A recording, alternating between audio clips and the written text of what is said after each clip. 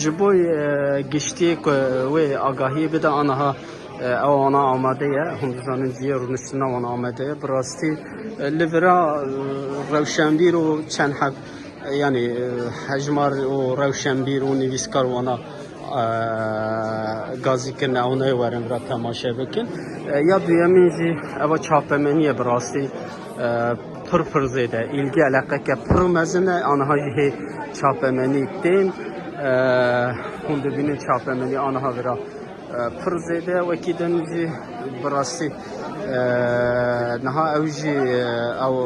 gîş heyeta ya İmralı gişti İmralı anha ve digara redane az bavar dikim nava saate ki de ve livra bebe bişti alvi ser ve mase ve bangavazya